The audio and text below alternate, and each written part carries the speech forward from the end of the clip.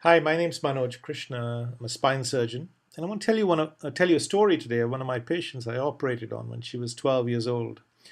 She presented with a condition called spondylo-listhesis, where you can see due to a crack in the back of the spine, one of the vertebrae slips forward on the other, resulting in quite a lot of pain in the back and legs. Here on the MRI scan, you can see how the L5 vertebrae has slipped forward on S1.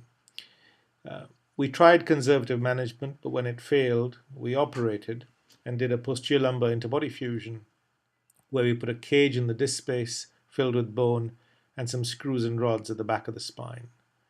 I saw Charlotte 10 years after her surgery and was delighted to see that she's still doing so well. Here she is telling a story. Hi, Charlotte. Hi. Good afternoon. It's wonderful to see you. You're 10 years from your surgery. Yeah. And you're now 22. Yes. So, do you remember at all, 10 years ago, what you were like? Well, I couldn't walk very well. It was incredibly painful. It had taken a long time to get a diagnosis because I was only presenting with leg pain and no back pain. So a lot of doctors were quite unsure about what was wrong with me. We got everything from growing pains to torn ligaments to everything. So it was a relief to get a diagnosis. And you had a spondylo-listhesis, so a slip forward of L5 vertebra on S1. And I think you had pain. Do you remember which leg was painful? Yes, it was my left leg. Left leg.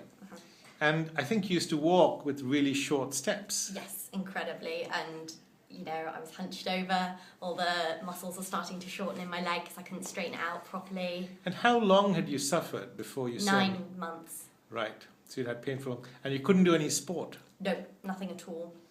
So after great deliberation and some trepidation, I think I decided to operate. Yes. And we operated 10 years ago now.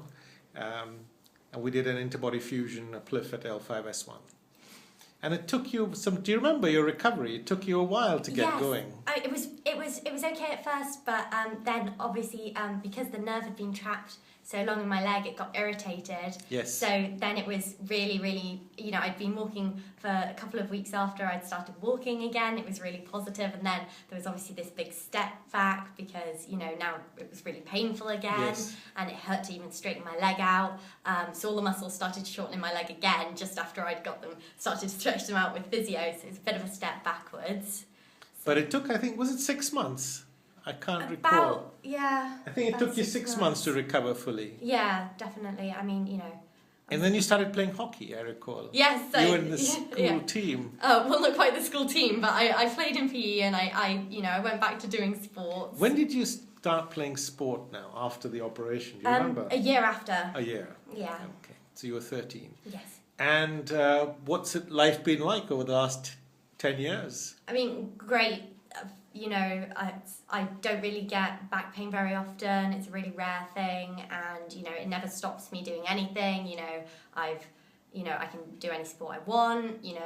I never worry about it. I mean, I have a scar, but it's tiny, which is nice. I can. Nobody really notices it. So. Are you running? Can you run? I can run. I can do. I can do anything. There's not really anything that ever stops me doing now. And you said you get just the odd backache once a year? Yeah, once or twice a year, like for a couple of days. It's easily managed with painkillers, like a couple of paracetamol or ibuprofen. It isn't, it's not a big deal. It doesn't really stop me doing anything.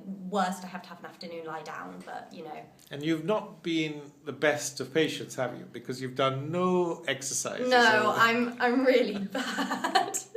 I do try, but it's not my favourite activity in the world. But you are going to remedy that. Yes, I'm gonna be good. Anyway, it's wonderful to see you. Thank you. Thank you.